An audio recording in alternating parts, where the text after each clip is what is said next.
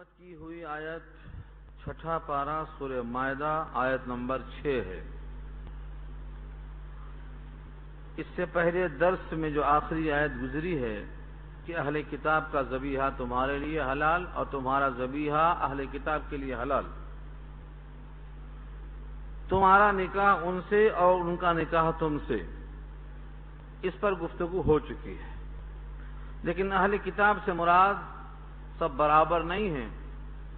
اب نہ کتاب ہے، نہ کتاب پر صحیح ایمان ہے، نہ ایمان باللہ کے ساتھ ایمان بیوم الآخر صحیح ہے، بلکہ وہ دہریت کی طرف جا رہے ہیں۔ اس لیے ان کی عورتوں کو گھر میں لانے سے نسلوں کی تباہی کا اندیشہ ہے۔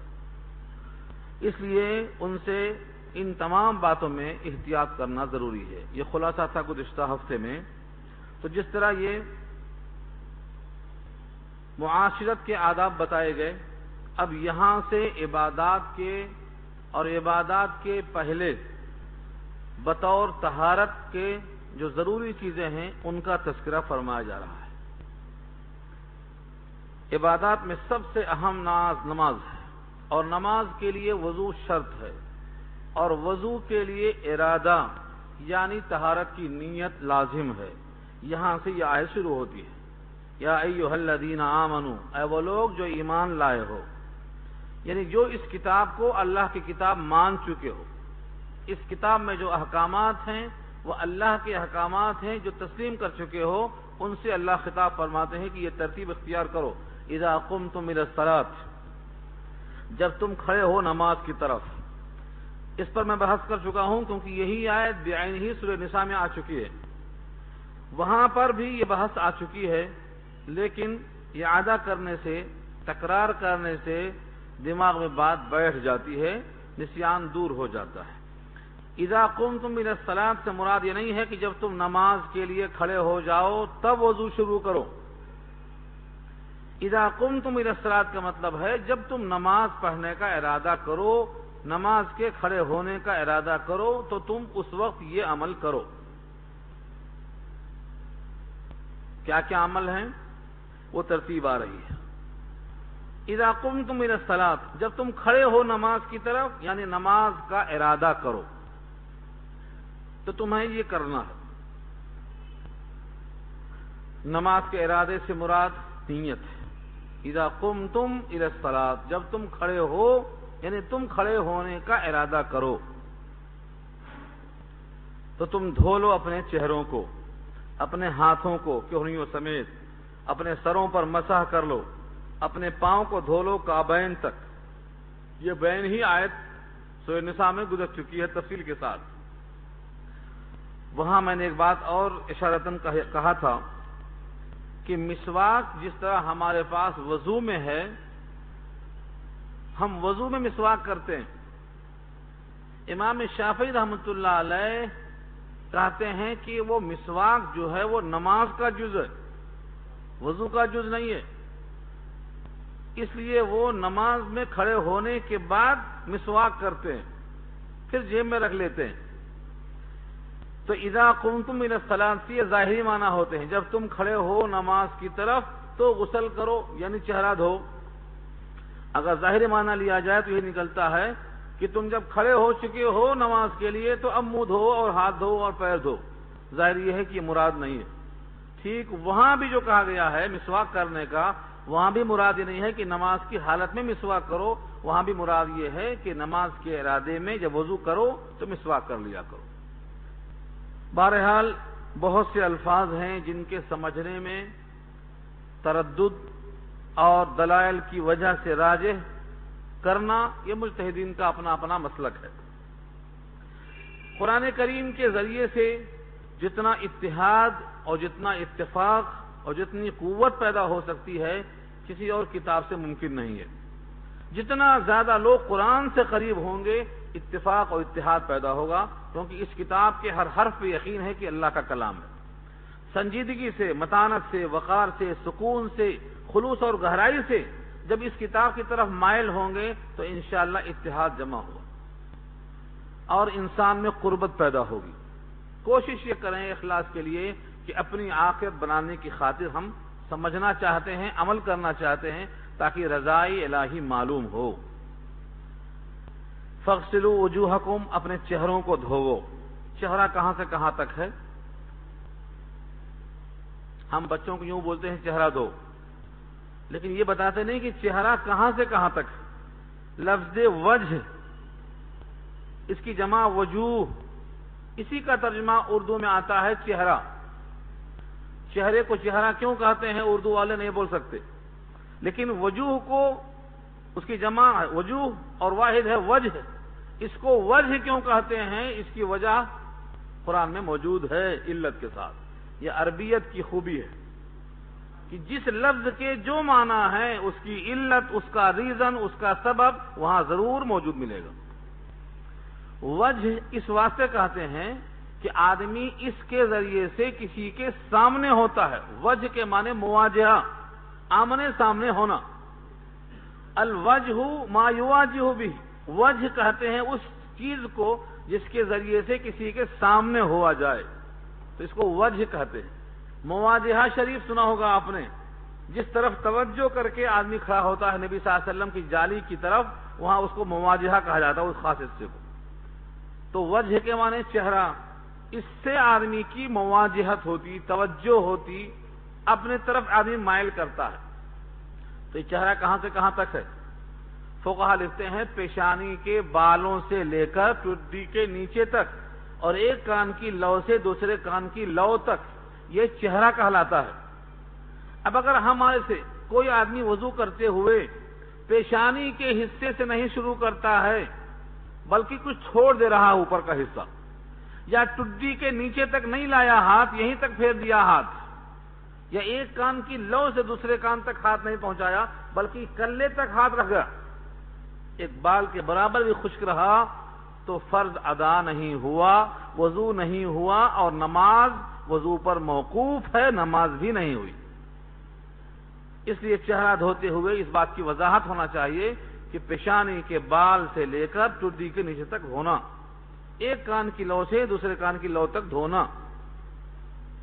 دھونا، پانی ڈالنا اور دھونا دونوں فرق ہے۔ بہت سے لوگوں کو دیکھا میں نے کہ پیروں پر پانی ڈال لیتے، ہاتھ سے اس کو ملتے نہیں۔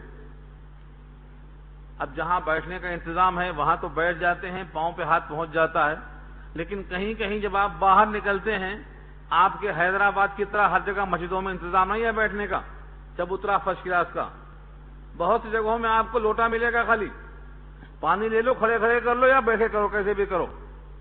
تو جو آدمی بیٹھ کے وضو کرنے کا عادی ہے وہ جھک کے پاؤں دھوتا ہی نہیں، دھو نہیں سکتا، تو خالی پانی ڈال لیتا ہے۔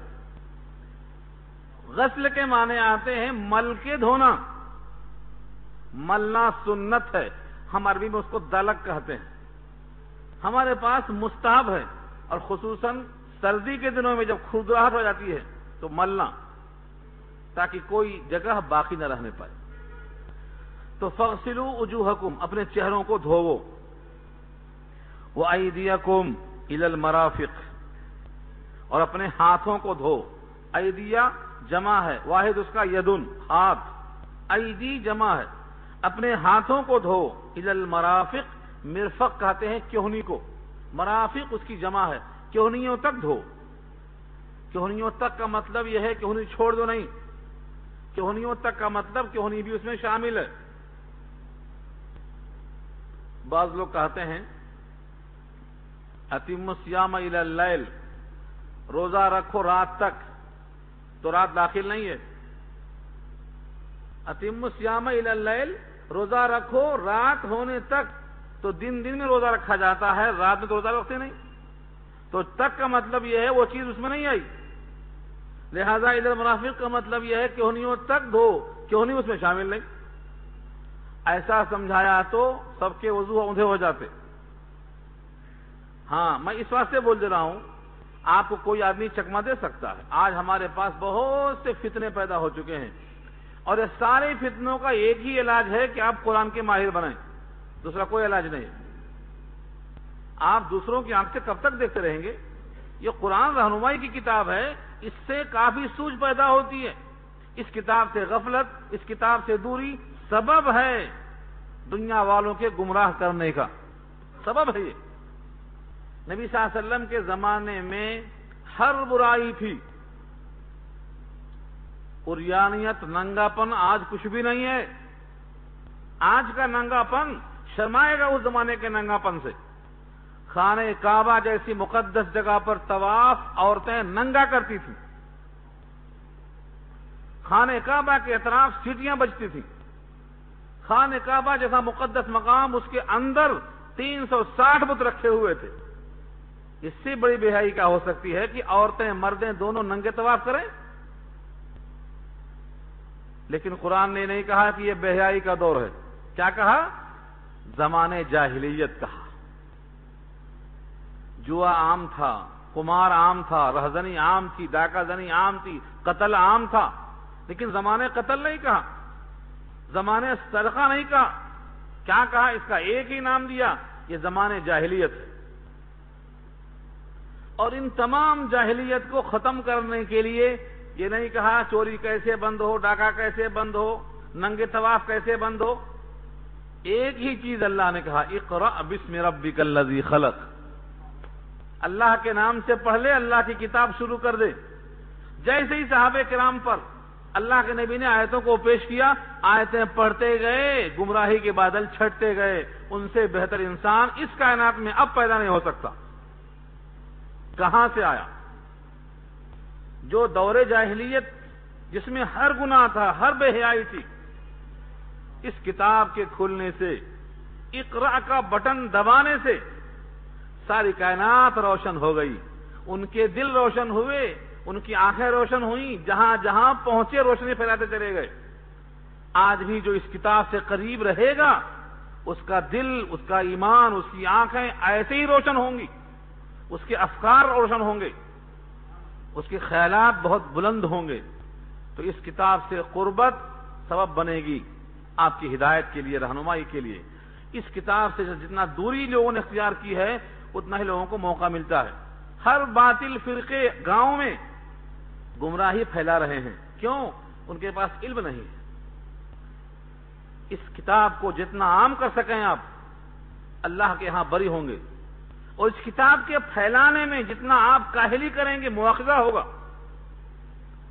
یہ کتاب میں اللہ نے ہدایت رکھی ہے، مشعل ہے، یہ رہنمائی ہے. یہ اس سے جاہلیت ختم ہونے والی ہے.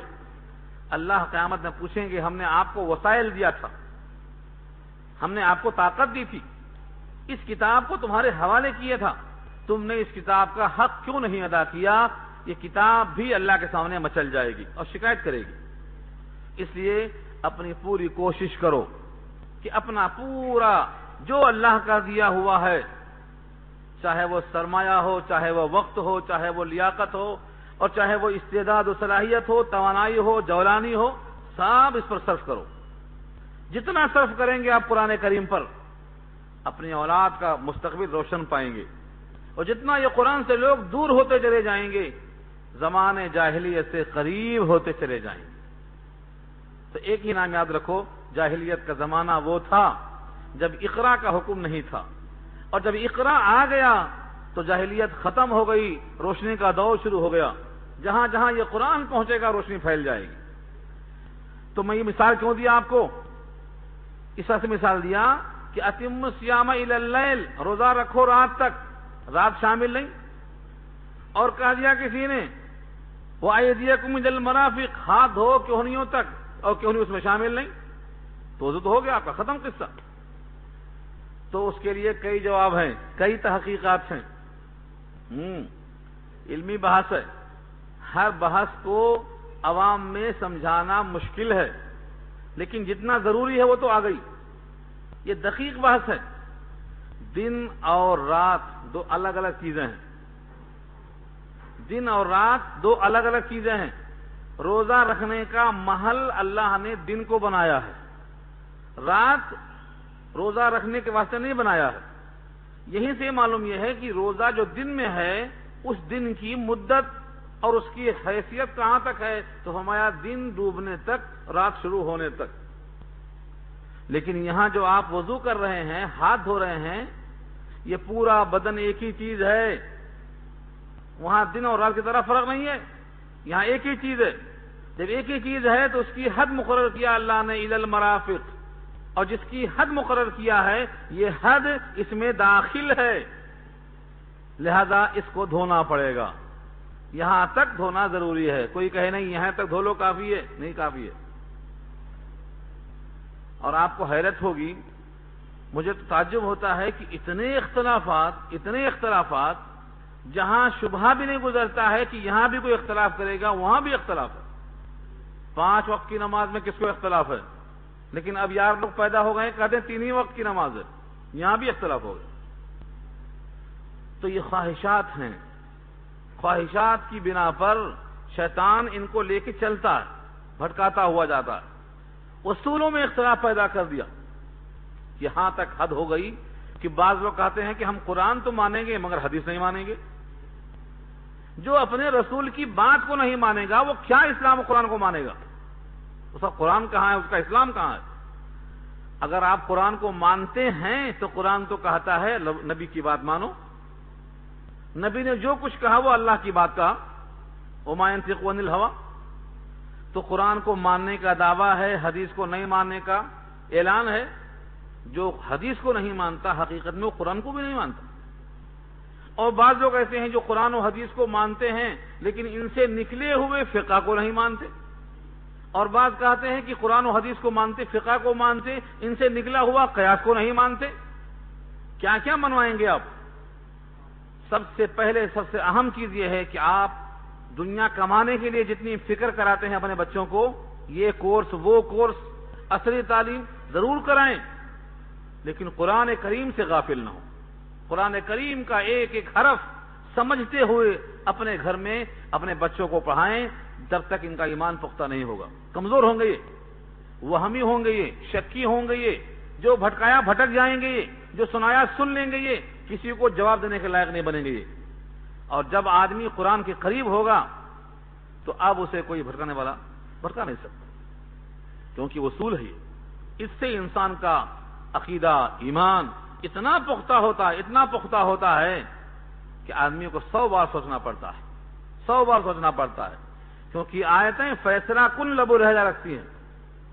تو فرمایا اپنے ہاتھوں کو دھوو کہنیوں سمیت، الی المرافق پر میں بات کر رہا ہوں جب سے، الی المرافق کے معنی مع المرافق، کہنیوں سمیت۔ یہ سمیت کا ترجمہ کہاں سے آیا؟ یہ الی کا ترجمہ ہے، الی کبھی کبھی مع کے معنی میں آتا ہے، الی المرافق یعنی مع المرافق، کہنیوں سمیت دھو۔ اب اگر کوئی لاکھ بحث کرے کہ نہیں کہنیاں نہیں دھونا ہے تو آپ کہیں گے نہیں، الی کے معنی یہاں مع کے ہیں، یہ صحابہ سے منقول چلی آتی تفسیر ہے، صحابہ کرام سے آج تک منقول چلی آتی ہے۔ وَامْسَحُوا بِرُؤُوسِكُمْ، اور مسح کرو اپنے سروں کا مسح کرنا۔ ہمارے پاس یعنی امام اعظم ابو حنیفہ رحمۃ اللہ علیہ کے پاس چوتھائی سر کا مسح واجب ہے، پورے سر کا مسح کرنا سنت ہے۔ امام مالک کے نزدیک پورے سر کا مسح کرنا فرض ہے۔ امام شافعی رحمۃ اللہ علیہ فرماتے ہیں کہ 2 بال بھی کر لیا تو کافی ہے۔ یہ سب اسی ومسحو سے اخذ کرتے ہیں، ومسحو برؤوسکم، مسح کے معنی بھیگا ہوا ہاتھ پھیرنا، اپنے سروں پر اپنا بھیگا ہوا ہاتھ پھیرو۔ کتنا پھیرو یہاں موجود نہیں ہے، اس کو ہم مجمل کہتے ہیں، اس کی وضاحت نبی پاک فرمائیں گے۔ اور آقا نے فرمایا، ایک مقام پر گزرے، ایک بستی کے پاس گئے، وہاں استنجا کیا، آپ نے پانی منگایا، وضو کیا، اور وہاں پر الفاظ موجود ہیں کہ مقدار ناسیہ کے بقدر آپ نے ہاتھ پھیرا۔ ناسیہ کہتے ہیں پیشانی کو، پیشانی کے بقدر، اور پیشانی سر کا 1/4 ہے، 1/4 ہے، کیونکہ سر کی 4 سمتوں میں سے ایک سمت پیشانی ہوتی ہے، 1/4 ہے۔ ثابت ہوا کہ چوتھائی سر کا حصہ فرض ہے، پورا مسح کرنا سنت ہے۔ وَأَرْجُلَكُمْ، اور اپنے پیروں کو، إِلَى الْكَعْبَيْنِ، پیروں تک، کعبین تک، اور دھوو اپنے پیروں کو کعبین تک۔ جب بچے کلام پاک سامنے لے کے بیٹھتے ہیں اور ہم لفظوں کو حل کرواتے ہیں تو زیادہ مزہ آتا ہے۔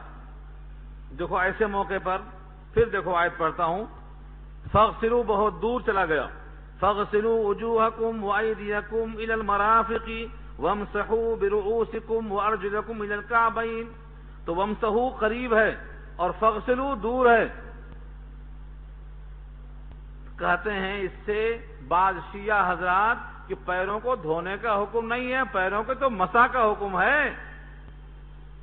کلام پاک کھول لو، دل چاہے تو دیکھ لو، یہاں کوئی چیز چھپانے کی نہیں ہے، سب واضح ہے کھول کھول کے۔ وَامْسَحُوا مسح کرو، بِرُؤُوسِكُمْ اپنے سروں کا، وَأَرْجُلَكُمْ اور پیروں کا، إِلَى الْكَعْبَيْنِ ٹخنوں تک۔ یہ کہتے ہیں ارجلکم کا عطف قریب پر ہوگا اور قریب وَامْسَحُوا ہے، لہذا پیروں کا مسح کیا جائے گا۔ اور فَاغْسِلُوا اس کا تعلق وجوہکم سے وَأَيْدِیَکُم سے ہے، لہذا صرف چہرہ اور ہاتھ دھویا جائے گا اور سر کا مسح کیا جائے گا، اور اس پر عطف ہے پیروں کا، لہذا پیروں کا مسح کیا جائے گا، دھویا نہیں جائے گا۔ آج بھی بہت سے طبقے ایسا ہی ترجمہ کرتے ہیں کہ پیروں کو دھویا نہیں جائے گا۔ یہ حدیث کے نام ماننے کی وجہ سے ہوا ایسا۔ حدیث میں کیا ہے؟ ایک موقع پر صحابی بیان کرتے ہیں، سفر میں ہم تھے، سفر میں چلتے چلتے نبی صلی اللہ علیہ وسلم پیچھے ہو گئے اور ہم لوگ آگے نکل گئے۔ نماز عصر قریب تھی، خطرہ تھا کہ چھوٹ جائے، تو ہم نے کہا چلو جب تک آ رہے ہیں تب تک وضو سے فارغ ہو جائیں۔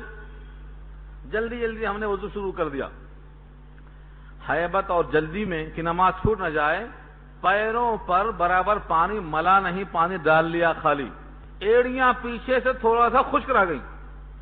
آپ نے دور سے دیکھ لیا، اور کبھی آپ بلند آواز سے چلا کر مسئلہ بتاتے نہیں تھے، یہ ادب کے خلاف ہے، لیکن آپ نے یہاں فرمایا وَيْلٌ لِّلْعَقَابِ مِنَ النَّارِ، ان ایڑیوں کے لیے ہلاکت ہے جہنم کی جو خشک رہ گئی ہیں۔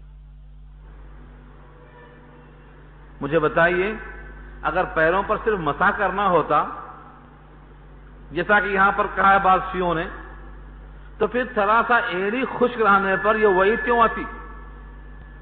اتنی سخت وعید کیوں آتی؟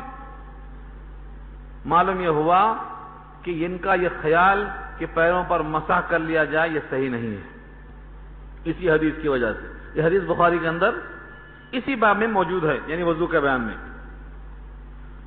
اس کا مطلب یہ نکلا کہ پیروں کو دھویا جائے، یہی حکم ہے۔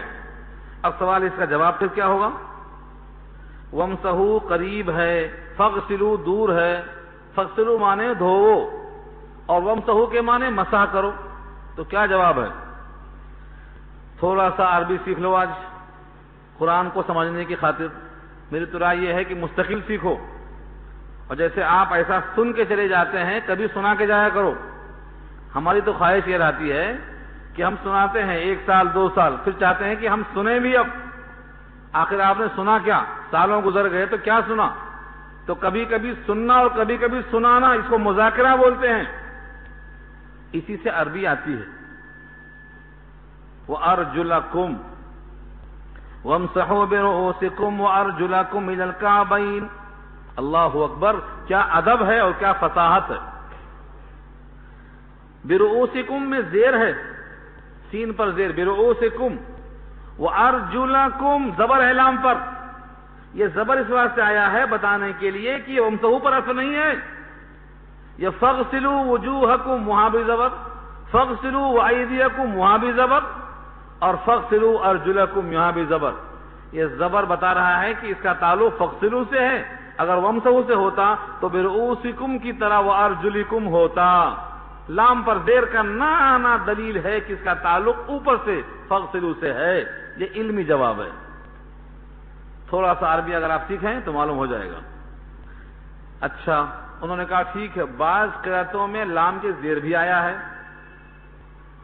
قرآن کریم کی 7 لغتیں ہیں، 7 کو منسوخ کر کے ایک پہ باقی رکھا گیا ہے، تو ان 7 میں سے بعض میں کسی میں زیر بھی آیا ہے، تو اس کا جواب یہ ہے کہ یہ قریب ہونے کی بنا پر، پڑوس کی بنا پر آ گیا ہے، اس کو بولتے ہیں جرے جوار، قربت کا اثر ہے وہ، تو قربت کی خاطر زیر آ گیا ہے، ورنہ حقیقت میں اس کا تعلق فَاغْسِلُوا سے ہے، جیسا کہ وہ حدیث نے سنایا آپ کو ابھی۔ فَاغْسِلُوا وُجُوهَكُمْ وَأَيْدِيَكُمْ إِلَى الْمَرَافِقِ وَامْسَحُوا بِرُؤُوسِكُمْ وَأَرْجُلَكُمْ إِلَى الْكَعْبَيْنِ وَإِن كُنتُمْ جُنُبًا فَطَهَّرُوا، اور اگر تم جنوبی ہو، یہ اوپر اس وقت کی کیفیت ہے جب تم جنوبی نہیں ہو، عام حالتوں میں ہو، صرف تمہیں حدث اصغر ہے، تمہیں صرف وضو کرنا ہے، اور اگر تم جنابت کی حالت میں ہو تب کیا کرو گے؟ فَطَهَّرُوا۔ جنوبی کسے کہتے ہیں؟ ہمارے اردو کا یہ حال ہے کہ بہت سے لوگ ترقی نہیں جانتے، ترقی کیا ہے، تنزل کیا ہے، محاصرہ کیا ہے، تو جنوبی کیا ہے کیا معلوم؟ آج کل کے بچے تو جنوبی کیا ہے جانتے ہی نہیں۔ شادی ہو جاتی، شادی کے بعد بھی خبر نہیں ہوتی کہ جنوبی کیا ہوتا۔ ابا نے کہا نہا لو بیٹا، نہا لیے۔ جنابت کس کو بولتے نہیں معلوم۔ جنابت مومن کے لیے مضر رہتی ہے، جتنا جلدی ہو سکے پاک ہو جانا چاہیے، لیکن لوگ شادی کی نعمتوں کے بعد بے احتیاطی سے پڑے رہتے 11 بجے تک، بولتے آج تو دلہا ہیں ہم، آج کون پوچھنے والا ہے۔ حالانکہ اللہ کی نعمت جب ملی ہے تو زیادہ شکر کرنا چاہیے۔ اکثریت کا یہ حال ہے کہ اس دن فجر ضرور گل ہوتی ہے، اور ان دلہا دلہن کے طفیل میں ان کے اماں بابا کی بھی قضا ہو جاتی ہے۔ کیوں بھائی؟ رات بھر جاگے ہیں، یہ رات بھر جاگے ہیں دنیا کے لیے، اور صبح فجر چھوڑ دیے ہیں اپنی آخرت کے لیے۔ یہ الٹا حساب کتاب ہے۔ اللہ کا عمل مؤخر نہیں کرنا چاہیے بندوں کے عمل کے لیے، کسی کی دنیا آباد کرنے کے لیے اپنی آخرت تباہ نہیں کرنا چاہیے۔ یہ ہے مومن کی شان۔ فجر کی نماز اگر چھوٹنے کا خدشہ ہے تو اپنے کام کو سمیٹ لیا کرو۔ اتنی طویل شادی کرنے کی حاجت کیا ہے؟ کہ اسلام ہے یہ؟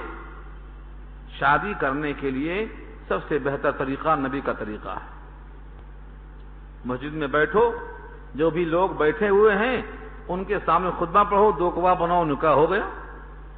ہمارے پاس المیہ ہے، زندگی بھر کی پوری کمائی اس لیے ہوتی ہے کہ شادی کرنا ہے۔ کسی غریب کی مدد کرنے کا تصور نہیں، بیواؤں کے واسطے تصور نہیں، قرآن کی اشاعت کی فکر نہیں، جن تک اللہ کا کلام نہیں پہنچا ہے وہاں تک پہنچانے کی فکر، اس واسطے کوئی فنڈ نہیں ہے۔ سارا فنڈ شادی کرنا ہے۔ شباب سے لے کر بڑھاپے تک پوری کمائی شادی میں چلی جاتی ہے۔ لگتا ہے کہ دنیا میں آنے کا ایک ہی مقصد ہے، کماؤ، شادی کرو، چلے جاؤ۔ یہ ہماری خرابی ہے۔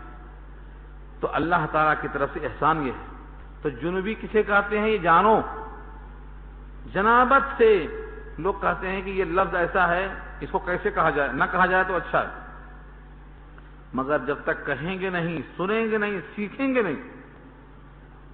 جنابت آدمی کے لیے ایک قسم کی ناپاکی ہے، حکمی ناپاکی۔ آدمی بیٹھا ہوا وضو کر کے ہوا خارج ہو گئی تو یہ کیا ہے؟ یہ بھی حدث ہے، یہ حدث اصغر کہلاتا ہے، چھوٹا حدث ہے۔ اس کی وجہ سے صرف وضو کیا تو کافی ہے، لیکن ایک آدمی کو خواب میں احتلام ہو گیا یا شادی ہوئی بیوی کے پاس مباشرت کر کے آ گیا تو اب یہ آدمی پر جنابت ہو گئی، جنوبی ہو گیا، اس کے جسم سے منی خارج ہوئی کسی وجہ سے، کسی بھی شکل میں، یہ آدمی جنوبی کہلاتا ہے۔ یہ اللہ کی نگاہ میں پہلے والے کے مقابلے میں سخت ہو گیا جنابت کے اعتبار سے، گندگی کے اعتبار سے۔ اس پر لازم ہے کہ اب یہ غسل کرے۔ بعض حدیثوں میں آتا ہے مومن نجس نہیں ہوتا، مومن نجس نہیں ہوتا۔ اس کا مطلب یہ ہے کہ مومن اتنا نجس نہیں ہوتا کہ سلام نہ کر سکے، مصافحہ نہ کر سکے، بیٹھ کے بات نہ کر سکے۔ جنابت کی حالت میں گھر میں بیٹھ سکتا ہے، بات کر سکتا ہے، سو سکتا ہے، کھانا کھا سکتا ہے، لیکن سنت یہ ہے کہ ہاتھ اور پیر منہ وضو کی طرح دھو لے، تب کھانا کھائے اور بات کرے، لیکن جتنا جلدی سے جلدی ہو سکے نہا لے تاکہ جنابت کے بجائے پاک اور صاف رہے۔ مومن کا ہتھیار ہے صفائی۔ وَإِن كُنتُمْ جُنُبًا فَطَّهِرُوا، یہ ہے اگر تم جنوبی ہو۔ اللہ کی شان دیکھو، عربیت کے ایک ایک لفظ میں علت موجود ہے۔ میں نے مثال دیا تھا آپ کو، ابھی یہاں بھی دیکھ لو۔ جنوبی کو جنوبی کیوں کہتے ہیں؟ جنوب جنبن، جس کے معنی آتے ہیں دوری اختیار کرنا، دوری۔ جب آدمی سے منی خارج ہوتی ہے تو اس کے بعد یہ قربت نہیں چاہتا، دوری چاہتا، اس کی فطرت میں رکھا اللہ نے۔ ایسے آدمی کو اللہ نے جنوبی کہا، یعنی اب سیر ہو چکا ہے، یہ دوری کو چاہتا ہے، دوری چاہنے کی بنا پر اس کا نام جنوبی رکھا اللہ نے. فطہروا، خوب غسل کر لو، خوب غسل کر لو. فطہروا مبالغہ ہے، خوب طہارت حاصل کر لو. بعض لوگوں نے اعتراض کیا ہے، پیخانہ کر کے آیا تو صرف وضو کافی ہے، پیشاب کر کے آیا تو صرف وضو کافی ہے، نفسیر پھوٹ گئی تو صرف وضو کافی ہے، بے ہوش ہو کے اٹھا ہے تو وضو کافی ہے، ہر جگہ وضو کافی ہے. یہ کیا خاص بات ہے کہ یہاں بیوی کے پاس جا کے آیا تو غسل کافی ہے، غسل کرنا پڑے گا پورا؟ کیا وجہ ہے؟ یہ علت رکھی ہے یہ کہ آدمی کے جسم سے منی کا خروج جو ہوتا ہے یہ پورے جسم کے ہر عضو سے نکلتا ہے، پورے جسم کا خلاصہ ہے، یہ خلاصہ انسانیت ہے، اسی سے اگلا انسان تیار ہوتا ہے. تو جسم کے ہر حصے سے ناپاکی پیدا ہوتی ہے اور ایک قسم سے کاہلی اور سستی پیدا ہوتی ہے، اور نہا لینے سے نشاط اور چستی پیدا ہوتی ہے. اس واسطے غسل کو فرض کیا ہے اللہ نے اور کہا ہے فطہروا، خوب غسل کر لو، خوب اچھی طرح سے پاک صاف ہو جاؤ. غسل میں کتنے فرض ہیں یہ میں نے وہاں بھی بات کی تھی. اکثر لوگ آج کے زمانے میں 3 ہی فرض کہیں گے، 3 ہی فرض: گرم پانی، تولیہ اور صابن. 3 فرض پکا معلوم ہے، 3 ہی فرض ہیں. ناک میں پانی چڑھانا، کیوں؟ کیونکہ اس مرحلے میں آدمی کے ناک کے اندر سے جو مادہ خارج ہوا ہے اس کی صفائی لازم ہے. اور منہ میں کلی کرنا غرارے کے ساتھ تاکہ حلق تک پانی پہنچ جائے. اور تیسرا یہ ہے پورے جسم پہ پانی پہنچانا. یہ 3 فرض ہیں. اگر آدمی نہا لیا کلی نہیں کیا تو غسل نہیں ہوا، غسل نہیں ہوا. کلی بھی کر لیا اور ناک بھول گیا صاف کرنا تو اس کا غسل نہیں ہوا. تو 3 چیزیں لازم ہیں اس کے لیے. فطہروا. وَإِن كُنتُم مَرْضَىٰ، اور اگر تم مریض ہو یعنی غسل کرنے پر قادر نہیں ہو. یہ بولنے کی بات ہے. رب کریم کتنا مہربان ہے کہ ہماری صحت کا خیال، ہمارے مرض کا خیال، مرض میں یہ کرو، صحت میں یہ کرو، غریبی میں یہ کرو، امیری میں یہ کرو، بڑھاپے میں یہ کرو. ہر جگہ اللہ نے وضاحت کر دی ہے. اللہ نے اتنی وضاحت کر دی اور ہم نے اتنی غفلت کر دی کہ آج تک پڑھا ہی نہیں اس کو. کیا لکھ کے بھیجا ہے نہیں معلوم. وَإِن كُنتُم مَرْضَىٰ، اور اگر تم مریض ہو، او علی سفر، یا تم سفر کی حالت میں ہو. کیوں؟ سفر کی حالت میں پانی نہانے کا انتظام نہیں ہوتا بالعموم. او جاء احد منکم من الغائط، یا آیا ہے تم میں سے کوئی غائط سے یعنی حاجت کی جگہوں سے. غائط بول و براز کی جگہوں سے یعنی استنجا کر کے آیا ہے. غائط سے اشارہ ہے جنگل میں بیٹھ کر قضائے حاجت کیا ہے. پیشاب پائخانے کو غائط کہا جاتا ہے. او لامستم، اب یہاں بھی اگر آپ تلاش کریں گے علت تو ملے گی. غائط کو غائط کیوں کہتے ہیں؟ عربی میں کوئی لفظ نہیں ملے گا جس کی علت وہاں موجود نہ ہو، بشرطے کہ ہم غور کریں اور دیکھیں، سوچیں خالی ہم. او لامستم النساء، او لامستم النساء، یا تم نے چھوا ہو عورتوں کو، عورتوں کو چھوا ہو. امام شافعی کہتے ہیں عورتوں کو چھوا ہو سے مراد ہاتھ لگایا ہو تو وضو گیا. امام شافعی کے نزدیک اسی لفظ سے اگر کسی نے عورت کو ہاتھ لگایا اس کا وضو چلا گیا، چاہے شہوت ہو یا نہ ہو. امام اعظم فرماتے ہیں یہاں تو کنایا ہے، کنایا. تم نے عورتوں کو چھوا ہو یعنی تم نے ان سے قربت کی ہو، ہم بستری کی ہو، مباشرت کی ہو، یہ مراد ہے یہاں پر. کیونکہ اوپر سے ان چیزوں کا ذکر آتا ہے جن سے غسل واجب ہوتا ہے، لہذا یہاں وہی چیزیں مراد ہو سکتی ہیں. بہرحال قربت دیا ہے امام اعظم نے، اور چھونے کی حقیقی معنی چھونا ہی مراد دیا ہے امام شافعی نے. چھویا تو وضو گیا. یہ بھی تھوڑا بحث کر دوں میں تاکہ اندازہ ہو جائے. بعض لوگ لطیفے کے طور پر کہتے ہیں، لطیفے کے طور پر، لطیفہ یہاں نہیں ہے، سنجیدگی ہے، لیکن ہے. امام شافعی کے شباب کی وجہ سے انہوں نے کہا چھوا بھی تو وضو گیا۔ امام اعظم کے بڑھاپے کی وجہ سے وہ فرماتے ہیں چھونے سے کیا ہوتا؟ کچھ بھی نہیں ہوتا، تو یہ بڑھاپے کی وجہ سے، یہ ایک لطیفے کے طور پر ہے، حقیقت یہ نہیں ہے۔ حقیقت یہ ہے کہ دونوں کا اپنا اپنا اجتہاد ہے۔ امام اعظم فرماتے ہیں عورت کو چھونے سے مراد اشارہ یہ ہے ہم بستری کی طرف، ان تمام شکلوں میں کیا واجب ہوتا ہے۔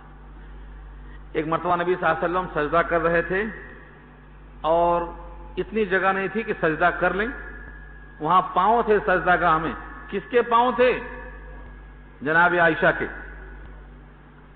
گھر چھوٹا تھا، آج بھی موجود ہے، اتنا بڑا نہیں تھا کہ سجدہ گاہ الگ ہوتی اور سونے کی جگہ خوابگاہ الگ ہوتی۔ جب حضور سجدے میں جاتے تو ایسا ہاتھ لگاتے، ٹھونگا لگاتے، وہ پاؤں سمیٹ لیتی، آقا سجدہ کر لیتے، اور جب سجدہ سے آپ اٹھ جاتے تو وہ پاؤں پھر پھیلا لیتی۔ امام اعظم نے اس حدیث کو سامنے رکھ کر کہا کہ اگر عورت کو لگانے سے ہاتھ وضو ٹوٹ جاتا تو حضور کا پہلے ٹوٹا ہوتا۔ اس طرح سے ثابت ہوا کہ عورت کو ہاتھ لگانے سے وضو نہیں ٹوٹتا، آپ کا اجتہاد ہم تسلیم نہیں کرتے۔ امام اعظم نے اس سے دلیل پکڑ لیا ہے، حالانکہ واقعہ ہے تہجد کی نماز کا۔ ائمہ کی نگاہ دیکھو کہاں کہاں پہنچتی ہے، کس کس حدیث سے کیسا استدلال کرتے ہیں۔ عورت کے ہاتھ لگانے سے اگر وضو ٹوٹ جاتا تو حضور نے بی بی کو ہاتھ لگایا نماز کے حالت میں، پھر نماز جاری ہے، اس سے معلوم ہوا وضو نہیں ٹوٹتا۔ اور یہاں مراد چھونے سے کنایا ہے، اشارہ ہے مباشرت کی طرف۔ فلم تجدوا ماء، پھر نہ پاؤ پانی، فلم تجدوا ماء، پانی نہ پاؤ۔ اوپر کی تمام شکلوں میں تم مریض ہو، مسافر ہو، جائے حاجت سے آئے ہو، عورتوں سے قربت کیے ہو، پانی نہیں ملتا، کیا کریں؟ فتیمموا، تو ارادہ کرو، سعیدن طیبن، پاک مٹی سے پاکی حاصل کرنے کا۔ پاک مٹی سے ارادہ کرو تیمم کا۔ تیمم کے معنی ہی آتے ہیں ارادہ کرنا۔ تیمم کے معنی کیا ہے؟ تیمم کے معنی ہی آتے ہیں ارادہ کرنا۔ کس بات کا ارادہ کرنا؟ یہ مٹی پاکی کے لیے نہیں بنائی گئی ہے، لیکن اس مٹی سے بحکم خدا ہم پاکی کا ارادہ کرتے ہوئے ہاتھ مار کے منہ پہ پھیر لیا، دوبارہ ہاتھ مارا، ہاتھ پہ پھیر لیا۔ مٹی سے پاکی حاصل کرنے کا ارادہ، یہ تیمم ہے۔ کہتے ہیں وضو میں تو نیت شرط نہیں ہے، نیت کے بغیر وضو ہو جاتا، لیکن تیمم نیت کے بغیر نہیں ہوتا۔ امام اعظم کی نگاہ بہت قوی ہے، جس مسئلے میں دیکھو آدمی سوچ نہیں سکتا وہاں سے لاتے ہیں۔ فرماتے ہیں پانی میں وضو کی قوت رکھا ہے اللہ نے، پانی اتارا ہے اسی لیے وَأَنزَلْنَا مِنَ السَّمَاءِ مَاءً طَهُورًا، پانی کو نازل کیا ہے ہم نے طہارت کے لیے، لہذا اس کو جب کریں گے استعمال طہارت تو بہت ہو جائے گی۔ لیکن مٹی کو پاکی حاصل کرنے کا ذریعہ ہم نے نہیں بنایا، یہ تمہارے لیے بطور احسان کے اور بطور تحفے کے اور بطور عطیے کے اور امت محمدیہ کی خصوصیت کے طور پر تم کو ہم نے دے دیا تحفہ۔ یہ اس امت کو آقا فرماتے ہیں 5 چیزوں میں امتیاز ہے، ان 5 میں سابقہ کوئی امت شریک نہیں رہی۔ ان 5 کو بتاؤں گا تو بات ادھر چلی جائے گی سیرت النبی کی طرف، مگر 5 میں سے ایک جو یہاں سے متعلق ہے، جو میں لایا ہوں کھینچ کے، وہ یہی ہے کہ تمہارے لیے مٹی کو طہارت کا ذریعہ بنایا ہے، کسی کو حاصل نہیں۔ تم جہاں چاہے سجدہ کر لو، ہر زمین تمہارے واسطے جائے نماز ہے، یہ امت کے واسطے حاصل نہیں۔ مال غنیمت تمہارے واسطے حلال ہے، کسی اور کے واسطے سابقہ میں نہیں تھا۔ تو مٹی سے پاکی حاصل کرنا اس امت کی خاصیت ہے۔ امام شافعی فرماتے ہیں کہ مٹی سعید ہونا چاہیے، یعنی جس سے کچھ پیدا ہو، اگر بنجر زمین ہے تو اس میں تیمم جائز نہیں ہے۔ امام اعظم کی رائے یہ ہے سعیدن طیبہ، مٹی پاک ہو، نجس نہ ہو، چاہے وہ بنجر ہو، چاہے وہ ریتی ہو، چاہے وہ پتھریلی ہو، چاہے وہ کالی ہو چاہے وہ لال ہو، مٹی ہو، بس سعید کے ساتھ طیب کی شرط لگایا اللہ نے. طیب مانے پاکیزہ ہو، گندی نہ ہو، اس پر کوئی گندگی نہ ہو، بس یہ کافی ہے. ہر مٹی سے تیمم جائز ہے. اب یہ بھی سنا لو، مٹی کے ساتھ اور بھی کچھ جوڑ لو. فقہا نے اخذ کیا ہے کہ سعیدن طیبہ، پاک مٹی. مٹی سے مراد کیا ہے؟ پتھر بھی ہو سکتا ہے، نہیں ہو سکتا؟ کہاں ہو سکتا ہے؟ مٹی یہ بھی ہے. کہا ریتی، کہا یہ بھی. تو کہا جب ریتی بھی، پتھر بھی، مٹی بھی، تو پھر ایک تعریف ایسی کرو کہ تیمم کس کس پر جائز ہے اور کس کس پر ناجائز ہے. اس کو بولتے ہیں اجتہاد کرنا. امام اعظم فرماتے ہیں کہ جو چیز آگ میں جل جائے وہ مٹی نہیں ہوتی، اور جو نہ جلے وہ مٹی ہوتی ہے. آگ میں ڈالو مٹی نہیں جلتی، ریتی نہیں جلتی، پتھر نہیں جلتا. معلوم کیا ہوا؟ جو آگ میں نہ جلے وہ مٹی کی جنس ہے، سب پہ تیمم جائز ہے. اب چاہے چونا ہو، چاہے گچھ ہو، چاہے کیسی بھی مٹی ہو، سب پہ تیمم جائز. اور جو آگ میں جل جائے اس پر تیمم جائز نہیں ہے. یہاں تک کہ گرد و غبار ہے اس پر تیمم جائز ہے. لیکن اب آپ کی دیواروں میں پینٹ لگا ہوا ہے، یہ آگ میں جل جائے گا، اس پر تیمم جائز نہیں ہے. ہاں چننا ہوتا تو جائز ہے. بس یاد رکھ لو اصول، جو پانی میں جل جائے اس پر جائز نہیں، آگ میں جل جائے اس پر جائز نہیں، اور جو آگ میں نہ جلے سب مٹی کی قبیل سے. فَامْسَحُوا بِوُجُوهِكُمْ وَأَيْدِيَكُمْ، تو مسح کر لو اپنے چہروں کا اور اپنے ہاتھوں کا. منہ، اسی مٹی سے. منہ، اسی مٹی سے. یہاں اللہ نے خود پیروں کو چھوڑ دیا اور مسح کو چھوڑ دیا. کہا تیمم میں صرف دو چیزیں ہیں، ایک چہرے پر ہاتھ پھیرنا اور دونوں ہاتھوں پہ ہاتھ پھیرنا. اس میں بھی تھوڑا سا اختلاف ہے. ہاتھ پہ دھونا تھا لہذا پورے ہاتھ پہ مسح ہوگا، پورے ہاتھ پہ مسح ہوگا، کیونکہ تیمم وضو کا بدل ہے. کیسے کریں گے تیمم؟ کیونکہ بہت سے لوگ یہاں بوڑھے بھی ہیں اور بہت سے بوڑھے ہونے والے بھی ہیں. کل کے دن تو کام آئے گا یہ. اور تیمم صحیح ہونا پرفیکٹ. اکثر لوگ کیا کرتے ہیں، ارے بھائی جان دو بیماری ہے نا، چھوڑ دیتے. نہیں، اگر لیٹے لیٹے ہوئے ہیں، لیٹے لیٹے پڑھ لیجیے. آپ آنکھوں سے اشارے کے قابل ہیں، رکوع سجدہ نہیں، تو آنکھوں سے اشارہ کر کے پڑھ لیجیے. اور کیا چاہیے سہولت؟ الدین یسرن، دین تو آسان ہے. اللہ نے قبول کرنے کا وعدہ کیا ہے. تم لیٹ کے پڑھ لو، تم آنکھوں کی پلکوں سے پڑھ لو. اب کیا چاہیے آپ کو؟ باتیں کریں گے ہونٹ سے، اسی ہونٹ سے کچھ پڑھ لو، بجائے ان کے ان کے گن گانے کے اللہ کے گن گا کے سو جاؤ. یہ تو ہے تیمم. تو تیمم کے معنی مٹی یا مٹی کی جنس میں سے کوئی شے، پتھر رکھ لو نیچے، اینٹ رکھ لو، چونا رکھ لو، جو بھی چیز مل جائے، دونوں ہاتھ اس کے اوپر مارو ایک ضرب. اس کے بعد چہرے پہ ہاتھ پھیر لو، وہی پیشانی کے بال سے لے کے ٹڈی کے نیچے تک، ایک کان کی لو سے دوسرے کان کی لو تک. یہ چہرہ ہے، ایک ضرب ہو گئی. دوبارہ پھر ضرب رکھیں گے آپ. یہ بایاں ہاتھ ہے، اس کی 3 انگلی کو اوپر کر لیجئے، 2 انگلی کو چھوڑ دیجئے. ابھی یہ 2 بعد میں کام آئیں گی. 3 انگلی کو ایسا اوپر لیجئے. یہ ہاتھ، یہ دائنا ہاتھ اوپر رکھیں گے، بایاں ہاتھ نیچے رکھیں گے. یوں لے جائیے آپ، یوں لے گئے. یہاں پہنچنے کے بعد پلٹائیں گے جب، تو 2 انگلی جو اب تک خالی تھی اب لگے گی، یوں آ جائیں گی. پھر ٹھیک ایسے ہی 3 انگلی نیچے پلٹا دیں گے، 2 ہاتھ اوپر، خلال کر لیجئے. تیمم ہو گیا. یعنی شروع کرتے ہوئے 3 انگلی رہے گی، واپسی میں 2 انگلی رہے گی. تیمم ہو گیا.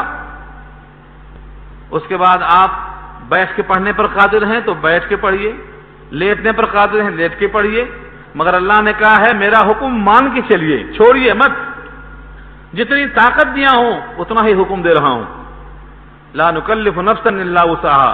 اس کی طاقت سے زائد حکم نہیں دیتا، وعدہ ہے اللہ کا. اور جب طاقت کے اندر حکم ہے تو اطاعت نہ کرنا بغاوت کے برابر ہے. اسی واسطے نمازی اگر نماز چھوڑ دے تو گویا وہ مشرکین میں شامل ہو گیا. کہاں چلا گیا؟ مشرکین میں شامل ہو گیا۔ آیت کے الفاظ نوٹ کریں، سورہ روم پارہ 21، اقیموا الصلاۃ ولا تکونوا من المشرکین، نماز قائم کرو، مشرکین میں سے مت ہو جاؤ، کیونکہ نماز کا قائم کرنا ایمان ہے، نماز کا چھوڑنا اپنے خواہش کو شریک کرنا ہے، خدا کے حکم کے برابر کرنا ہے۔ آگے کہتے ہیں، اللہ خود فرماتے ہیں کہ یہ وضو کا حکم، تیمم کا حکم، یہ سب تم کو تنگ کرنے کے واسطے نہیں ہے، کہیں سوچیں گے کہ تم کو تنگ کرنے کے لیے ہے۔ ہاں، اللہ کی طرف دیکھو، نفسیات کا کیسا لحاظ کیا ہے۔ ما یرید اللہ ارادہ نہیں کرتا لیجعل علیکم من حرج، کہ تم پر کچھ حرج پیدا کرے، تم پر تنگی پیدا کرے، ولکن یرید، لیکن وہ ارادہ کرتا ہے لیطہرکم، کہ تم کو پاک صاف کر دے، تم کو مطہر اور پاکیزہ کر دے۔ جس طرح تمہارے قلب کو شرک سے پاک کیا، توحید عطا کر دیا، تمہارے جسم کی ظاہری خرابیوں سے بھی تمہارے وجود کو پاک کر دے، کیونکہ پاک جگہ تم کو جانا ہے، پاک مقام پہ تم کو پہنچنا ہے، اور جو ذات پاک ہے اس کے قرب میں تم کو جگہ حاصل کرنا ہے۔ لیطہرکم، اور یہ تم پر نعمت ہے، اس کو زحمت مت سمجھو۔ وَلِيُتِمَّ نِعْمَتَهُ عَلَيْكُمْ، اور تاکہ تم پر اپنے نعمت کو تام کرے۔ ظاہری پاکی اور باطنی پاکی، حقیقی گندگی اور حکمی گندگی، دونوں سے جسم اور روح کو پاک کرنا، فکر و عقائد کو پاک کرنا، یہ سب کیا ہے؟ تم پر اللہ کی نعمت کا اتمام ہے۔ لِيُتِمَّ نِعْمَتَهُ عَلَيْكُمْ، یہ سب کیوں؟ لعلکم تشکرون، تاکہ تم شاکر بن جاؤ، تاکہ تم شکر ادا کرو کہ مالک نے ہمارا کتنا لحاظ کیا ہے، ہماری طہارت کی ان کو فکر ہے، ہمیں محتاجی کے باوجود، فقر و فاقے کے باوجود، بے حیثیت ہونے کے باوجود، ساری کائنات کا مالک ہم پر یہ احسان کرتے ہوئے نعمتوں کی تکمیل کرتا ہے تاکہ ہم شاکر بنیں۔ شکر کی تعریف کیا ہے؟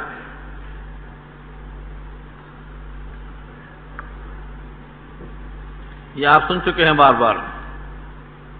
شکر کی تعریف کیا ہے؟ ہم میں سے بہت سے لوگ زبان سے کہتے ہیں اللہ تعالیٰ شکر ہے، یہ زبان سے شکر ادا ہوا، یہی کافی نہیں ہے، یہ بھی ایک درجے میں کافی ہونا چاہیے، لیکن اللہ فرماتے ہیں کہ شکر زبانی جیسا ہوتا ہے ایسے ہی شکر کی اور بھی بہت سی شکلیں ہیں۔ تمہارا رکوع سجدہ یہ بھی شکر ہے، تمہارا قیام یہ بھی شکر ہے۔ حقیقی شکر کی تعریف کیا ہے؟ نعمت دینے والے کو نعمت کے موقع پر یاد کرنا، نعمت دینے والے کو نعمت کے استعمال کے موقع پر یاد رکھنا، ایک تعریف تو یہ ہے، اور نعمت کو نعمت دینے والے کی مرضی میں استعمال کرنا، اور تیسری یہ ہے نعمت کو نعمت دینے والے کی خلاف ورزی میں استعمال نہ کرنا۔ یہ تینوں چیزیں جمع ہو گئیں تو شکر کامل بنتا ہے۔ پھر کبھی شکر زبان سے ہوگا اور کبھی شکر قلب سے ہوتا ہے۔ اللہم انا نسألک علما نافعا ورزقا واسعا وقلبا خاشعا ولسانا ذاکرا، یہ اسی کی طرف اشارہ ہے۔ اے اللہ ایسا قلب چاہتا ہوں والا ہو، ایسی زبان چاہتا ہوں جو تیرا شکر کرنے والی ہو، تو زبان سے بھی قلب سے بھی ہر جز سے بھی اللہ کی ہر نعمت اللہ کی مرضی میں استعمال ہو، خلاف ورزی میں استعمال نہ ہو۔ نعمت پر فخر آئے تو اپنے خالق کو یاد کر لیا کرو۔ ہوتا نا فخر، میرے پاس اتنی جائیداد ہے، میرے اتنے بیٹے ہیں، میرے اتنے بنگلے ہیں، میرے اتنے فارم ہاؤس ہیں، یہ سب یاد ہے، یہ کس نے دیا اور کیوں دیا یہی یاد نہیں ہے، یہی یاد نہیں ہے، یہی بھول جاتا ہے۔ سلیمان کو یاد تھا جب ان کو کہا تھا اللہ کی نعمت اتنی آئی تھی کہ آئندہ کسی کو وہ سلطنت نہیں ملنے والی ہے، تو انہوں نے کہا تھا لیبلونی اشکر ام اکفر، یہ میری طرف اللہ کا انعام ہے، رب کا فضل ہے، تاکہ مجھے وہ جانچے میں شکر کرتا ہوں کہ ناشکری کرتا ہوں۔ لیبلونی ھذا من فضل ربی لیبلونی اشکر ام اکفر۔ تو سلیمان کو احساس ہے میں شکر کرتا ہوں کہ ناشکری کرتا ہوں، یہ جانچنے کو نعمت دیا ہے۔ آپ بھی سوچ کے چلو، آپ کی جوانی، آپ کا مال، آپ کی اولاد، آپ کا قیمتی وقت، یہ سب اللہ کی وہ نعمت ہے۔ اللہ دیکھنا چاہتے ہیں کہ اللہ کی مرضی میں استعمال ہوتا ہے یا خلاف ورزی میں استعمال ہوتا ہے۔ یہ شکر ہے، لعلکم تشکرون۔ وَاذْكُرُوا نِعْمَتَ اللَّهِ عَلَيْكُمْ، اور یاد کرو اللہ کی نعمت کو، علیکم جو تم پر ہے۔ کون کون نعمت ہے تم پر؟ اللہ کی کون کون سی نعمت ہے؟ بندہ گننا چاہے تو گن نہیں سکتا۔ ایک سانس جا رہی ہے، ایک سانس آ رہی ہے، گن سکتے ہو؟ یہی تو اصل نعمت ہے، حیات اسی کا نام ہے۔ یہ آنا جانا بند ہو گئی تو لوگ اندر ڈال دیں گے، کہیں گے اب کام کا نہیں ہے۔ یہ ایک سانس اندر اور ایک سانس باہر، یہ نعمت ہے، اس کا نام حیات ہے۔ اسی سانسوں کے مجموعے کا نام حیات ہے۔ جب اس میں سے سانس کم ہوتی ہے تو حیات کم ہوتی ہے۔ حیاتک انفاسن، حیاتک انفاسن، تیری حیات نام ہے چند سانسوں کے مجموعے کا۔ جس طرح برف پگھلتی ہے ایسا ہی تمہاری سانس جاتے آتے رہنے سے حیات پگھل رہی ہے، جا رہی ہے۔ تو یہ حیات نام ہے چند سانسوں کے مجموعے کا۔ تو یہ نعمت ہم گن نہیں سکتے۔ اللہ نے چیلنج کیا ہے، اگر تم گننا چاہو اللہ کی نعمت تو تم گن نہیں سکتے۔ وَإِن تَعُدُّوا نِعْمَتَ اللَّهِ لَا تُحْصُوهَا۔ اور ایک مقام پہ تو تڑپا دیا ہے، لکھا ہے وَآتَاكُم مِّن كُلِّ مَا سَأَلْتُمُوهُ، تم کو وہ سب کچھ دیا جو تم نے اس سے مانگا ہے۔ بولو تم نے کیا مانگا تمہیں نہیں ملا؟ اگر تمہیں کوئی چیز مانگنے کے باوجود نہیں ملی تو یوں سمجھو کہ چھوٹا بچہ جیسے تم سے کانچ کا گلاس مانگتا ہے اور تم نہیں دیتے ہو کہ کہیں پھوڑ لے گا اور ہاتھ میں کانچ چپ جائے گی۔ اس سے زیادہ اور کوئی حیثیت نہیں ہے، کیونکہ سارے خزانے اللہ کے پاس ہیں، وہ ہر شے دینے پر قادر ہے۔ اس کا نہ دینا مانگنے کے باوجود، بس اس سے زیادہ کی کوئی حیثیت نہیں ہے۔ اللہ خود فرماتے ہیں وَإِن مِّن شَيْءٍ إِلَّا عِندَنَا خَزَائِنُهُ، اور نہیں ہے کوئی شے مگر ہمارے ہی پاس ہے اس کا خزانہ۔ سورہ ہجر پارہ 14 کے الفاظ ہیں، ہر شے ہمارے پاس ہے۔ تو مانگا جو کچھ ہم نے عطا کر دیا اللہ نے۔ وَمِيثَاقَهُ الَّذِي وَاثَقَكُم بِهِ، اور وہ تمہارا عہد، وہ تمہارا میثاق، وہ تمہارا ایگریمنٹ، الَّذِي وَاثَقَكُم بِهِ، جو تم نے اپنے رب سے معاہدہ کیا ہے۔ یاد ہے کون سا معاہدہ؟ اذ قلتم سمعنا واطعنا، جبکہ تم نے کہا تھا سنا ہم نے اور مانا ہم نے۔ یہ معاہدہ ہم سے بھی ہوا، تم سے بھی ہوا، بنی اسرائیل سے بھی ہوا، ساری اولاد آدم سے ہوا۔ سمعنا واطعنا، سمعنا سنا ہم نے، اطعنا مانا ہم نے، اطاعت کیا ہم نے۔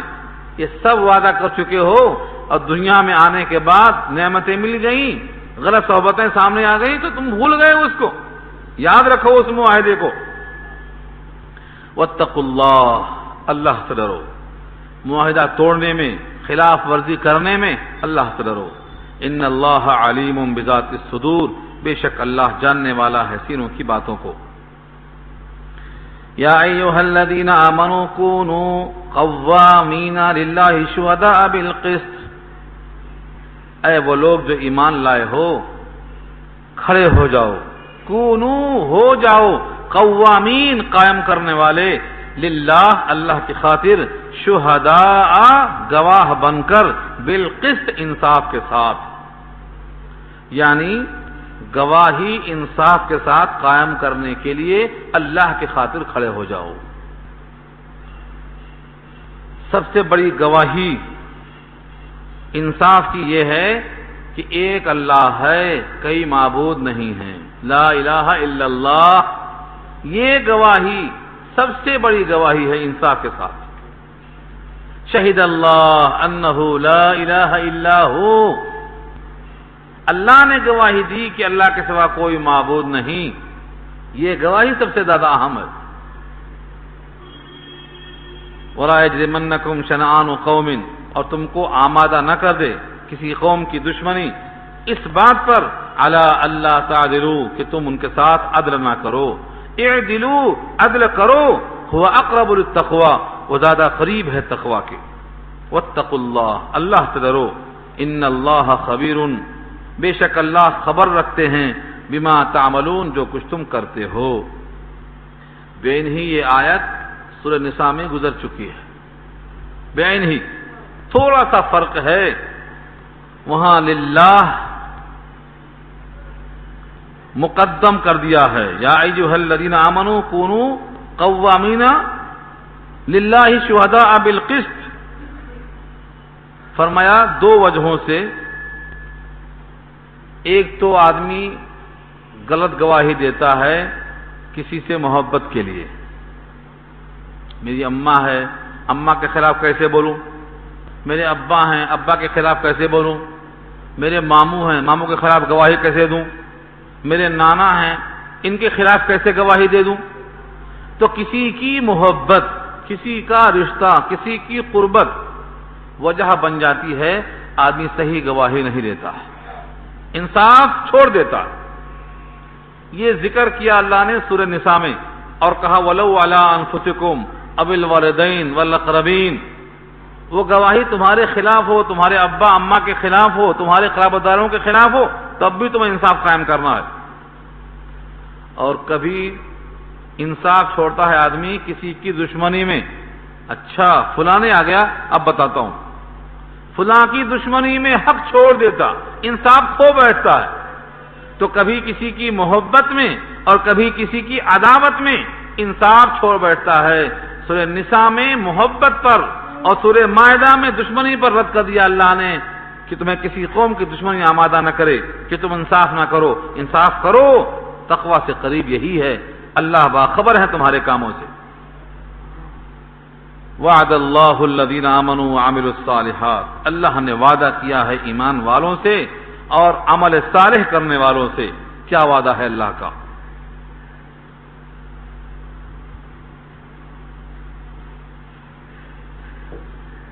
لہم مغفرۃ کہ ان کے لیے مغفرت ہے، واجر عظیم اور بہت بڑا اجر ہے۔ اجر اجرت، اجر اجرت، اجر اجیر سے بنا ہے، اجارہ مانے کرایہ، ہاں اجرت ایک مزدور کو آپ نے رکھا، وہ کیا ہے آپ کا، جس کو آپ مزدور کہتے ہیں اسے قرآن اجیر کہتا ہے، اور جس کو آپ کہتے ہیں مزدوری محنتانہ وہ یہاں اجرت ہے۔ اللہ فرماتے ہیں کہ ایمان ہو، عمل صالح ہو تو اللہ نے مغفرت کا وعدہ کیا ہے اور اجر کا وعدہ کیا ہے، اس کا بدلہ اللہ دیں گے۔ کتنا دیں گے؟ فرمایا عظیم، بہت دیں گے۔ اس بہت کا اندازہ کیسے ہو؟ کہتے ہیں ساری کائنات اللہ کے سامنے قلیل ہے، ساری کائنات اللہ کے سامنے قلیل ہے، تو جب قلیل اتنی بڑی ہمارے سامنے موجود ہے تو جس کو اللہ عظیم کہو کتنی بڑی ہوگی۔ اسی واسطے کہا کہ ادنا جنتی کو دنیا سے 10 گنا بڑی زائد جگہ ملے گی، ادنا جنتی کو دنیا سے 10 گنا زیادہ، ابو سعید خدری کی روایت کے مقابل 10 گنا زیادہ، ابو ہریرہ کی روایت کے مطابق دنیا کے برابر ایک آدمی کو ملے گا۔ تو اللہ تعالیٰ اجر دینے پر قادر ہے۔ ایک روایت یاد آئی مجھے اجر کی، اجر کیسا ملتا ہے مثال دیا ہے، کم وقت میں بہت دینا۔ شب قدر کی فضیلت کبھی سنا ہوگا آپ نے، سورہ قدر کی تفسیر میں نے عرض کیا اس حدیث کو، اور اس حدیث سے کئی مسائل کا استنباط کیا ہے امام اعظم نے۔ حدیث کسی بھی جگہ کی ہو اس سے کئی مسائل کا اخذ کرنا یہ انتہائی درجے میں بہت ماہرانہ شغل ہے۔ آقا نے فرمایا تمہاری مثال اور سابقہ امتوں کی مثال ایسی ہے کہ ایک صاحب نے ایک مزدور رکھا، کہا تم کو ہم 2 روپیہ دیں گے. وہاں تو لفظ قیراط ہے، خیرات. میں قیراط کے بجائے 2 روپیہ بول رہا ہوں. تم کو دن بھر کام کریں گے، یہ میرا کام کر دو، 2 روپیہ. اس نے کام کیا، کرتے کرتے تھک گیا. ٹھیک دوپہر ہو گیا، ظہر کی نماز کا وقت ہو گیا. اس نے کہا تمہارا کام تم کو مبارک، مزدوری دینا ہے تو دو یا مت دو، میں تو چلا، اب میرے بس کی نہیں ہے، تھک گیا. مالک نے کہا ٹھیک ہے، تم نے کام چھوڑ دیا، ناقص کیا، لیکن تمہارا 2 روپیہ لے لو، چلے جاؤ. دے دیا 2 روپیہ. پھر ایک مزدور لایا اڈے سے، اس نے کہا یہ کام کرو، دن بھر 2 روپیہ ملیں گے. اس نے کہا ٹھیک ہے. اس نے عصر تک کام کیا، تھک گیا، کہا بس چلا میں بھی، 2 روپیہ اس کو بھی دے دیا. تیسرا مزدور آیا عصر کے بعد، اس نے بھی کام کیا، لیکن دن ختم ہوئے تک کام کرتا رہا. مالک نے کہا کام ہے تو بجائے 2 کے 4 روپیہ لے لیں. پلٹ کے آ گئے دونوں. انہوں نے کم ٹائم کام کیا، مزدوری ڈبل لے گئے، اور ہم نے دن بھر آدھا دن کام کیا. مالک نے کہا تمہارا جتنا حق تھا کوتاہی نہیں ہوئی. کہا پھر تم بیچ میں کیوں آئے؟ ہماری مرضی، جتنا چاہیں ہم دے دیں. اللہ کے رسول فرماتے ہیں صلی اللہ علیہ وسلم، مالک سے مراد یہاں اللہ کی ذات ہے. پہلا مزدور یہودی ہیں، دوسرا مزدور عیسائی ہیں، اور تیسرا مزدور ہیں. ان کو کم وقت میں زیادہ اجر دیا اللہ نے، اور کہا میرا فضل ہے، جس کو چاہے دے دوں. پہلے 2 کا وقت زیادہ ہے، مزدوری کم ہے، بعد والے کا وقت کم ہے، مزدوری ڈبل ہے. یہ تو حدیث ہو گئی. آپ کیا کریں گے اس سے استدلال؟ امام اعظم سے پوچھ. امام اعظم کہتے ہیں اس حدیث سے کہ جتنا وقت ظہر ہو وہ زیادہ ہو، اور جو وقت عصر مغرب کے درمیان میں ہو وہ کم ہو. ثابت ہو رہا ہے اس حدیث سے. معلوم یہ ہوا کہ عصر کی نماز کو 2 مثل کے بعد پڑھنا چاہیے. اگر 1 مثل پہ پڑھ لیں گے تو عصر کے بعد کا وقت اور ظہر کے بعد کا وقت برابر ہو جائے گا. یہ ہے نگاہ امام کی. بہرحال یہ مجھے یاد آیا اجر کے اوپر کہ اجر اللہ ایسا دیتے ہیں، سب کو تو ایک ہاتھ سے ایک لب بھر کے دیتے ہیں، اور امت محمدیہ کو دونوں ہاتھ سے دیتے ہیں، لب بھر کے دیتے ہیں. اتنا زیادہ کیوں؟ ایک تو اس وجہ سے کہ یہ کام کی تکمیل کر رہے ہیں، کام کی تکمیل کر رہے ہیں، دوسرے محبوب کی امت میں ہیں، تیسرے اب نبی کوئی نہیں آئے گا، نبیوں والا کام انہی کو کرنا ہے، اس کتاب کو یہی پیش کریں گے. ہر زمانے میں کتاب نبی پیش کیا کرتے تھے، اس امت محمدیہ میں کتاب ان کے امتی پیش کر رہے ہیں، جھاڑیاں صاف کر رہے ہیں. اللہ کی طرف سے خصوصی انعامات ہے. یہ حدیث آپ کو مشکات باب ثواب هذه الامہ، ایک چیپٹر کا نام ہے، باب ثواب هذه الامہ، اس امت کے ثواب کے بیان میں یہ حدیث ملے گی آپ کو انشاءاللہ. تو اجر اللہ بہت دیں گے. والذین کفروا وکذبوا بآیاتنا اولئک اصحاب الجحیم، اور وہ لوگ جنہوں نے کفر کیا اور تکذیب کیا ہماری آیتوں کی، وہی جہنم والے، دوزخ والے ہیں. یہاں سے ایک خاص اشارہ کیا بہت طویل واقعے کی طرف ہے. یا ایھا الذین آمنوا، اے وہ لوگ جو ایمان لائے ہو. دیکھو براہ راست خطاب ہے ایمان والوں کو، مسلسل. مائدہ ہے یہ، دسترخوان بھی آگے آ رہا ہے. مائدہ کے معنی دسترخوان. انہوں نے تو نقد کھا لیا اور ہم سے وعدہ ہوا، اور اس وعدے کو اللہ اپنے کرم سے ضرور پورا فرمائیں گے. تو فرمایا آئے وہ لوگ جو ایمان لائے ہو، اذکروا نعمت اللہ، اللہ کی نعمت کو یاد کرو، علیکم، جو تم پر ہے. کیا ہے؟ اذ ہم قوم ان یبسطوا الیکم ایدیہم، جب ارادہ کیا ایک قوم نے کہ کھول دیں تمہاری طرف اپنے ہاتھوں کو، یعنی مراد ہے تم پر حملہ کریں. فکف ایدیہم عنکم، پس روک دیا اللہ نے ان کے ہاتھوں کو تم سے. سب کچھ ان کے ہاتھ میں تھا، لیکن ان کے ہاتھوں کو اللہ نے اٹھنے نہیں دیا۔ ہاتھ اٹھتا ہے کب؟ جب دل ارادہ کرے، اور دل کس کے قبضے میں ہے؟ 2 چٹکیوں میں ہے، 2 چٹکیوں میں۔ اس نے روک دیا، کسی کا ہاتھ نہیں اٹھا۔ فَكَفَّ أَيْدِيَهُمْ عَنْكُمْ، ان کے ہاتھ کو تم سے روک دیا اللہ نے۔ وَاتَّقُوا اللَّهَ، اب اللہ سے ڈرو کہ اللہ نے تمہارے اوپر ان کا ہاتھ چلنے نہیں دیا۔ جیسے آج اللہ ان کی تدبیروں کو چلنے نہیں دے گا، بشرطے کہ ہم میں تقوی آ جائے، ہم میں حلال غذا آ جائے، ہم میں اللہ کی طرف متوجہ ہونے کا فن آ جائے۔ جیسے اس زمانے میں ان کا ہاتھ روکا تھا، آج بھی ان کے ہاتھ ان کے اوپر واپس ہو جائیں گے۔ وَعَلَى اللَّهِ فَلْيَتَوَكَّلِ الْمُؤْمِنُونَ، اور اللہ ہی پر چاہیے کہ توکل کریں ایمان والے۔ یہ آیت تو بار بار پڑھو۔ ایمان والے توکل اور اعتماد اور بھروسہ کس پر کریں؟ اللہ پر کریں۔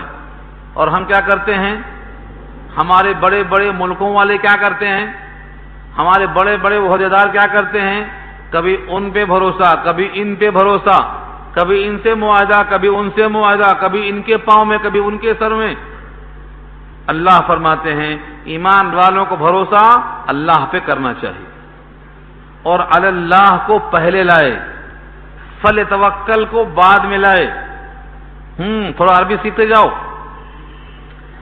اگر یوں کہا جائے فَلْيَتَوَكَّلِ الْمُؤْمِنُونَ عَلَى اللَّهِ، تو کیا ہوتا؟ بس چاہیے کہ توکل کریں ایمان والے اللہ پر، یوں ترجمہ ہوتا۔ لیکن علی اللہ کو پہلے کر دیا، جیسے ایاک نستعین میں کہا تھا میں نے آپ کو، ایاک پہلے کر دیا، ایاک نعبد میں ایاک پہلے کر دیا، ایسے ہی علی اللہ یہاں پہلے کر دیا۔ اللہ ہی پر بھروسہ کرنا چاہیے ایمان والوں کو، یہ ہی پیدا کرنا یہاں بھی مقصود ہے۔ اللہ پر بھی بھروسہ نہیں، اللہ پر ہی بھروسہ۔ اسباب کے درجے میں جو چاہے کرو، لیکن نتیجہ اللہ پہ۔ تو اللہ پہ بھروسہ کرنا چاہیے ایمان والوں کو۔ وَعَلَى اللَّهِ فَلْيَتَوَكَّلِ الْمُؤْمِنُونَ۔ اگلی آیت بہت طویل ہے اور بنی اسرائیل کے 12 طبقوں کی نشاندہی کرتی ہے۔ یہ مضمون انشاءاللہ ہم آئندہ ہفتہ رکھیں گے، وقت ہو گیا ہے۔ آپ حضرات دعا کریں کہ اللہ تعالی عمل کرنا آسان فرمائے۔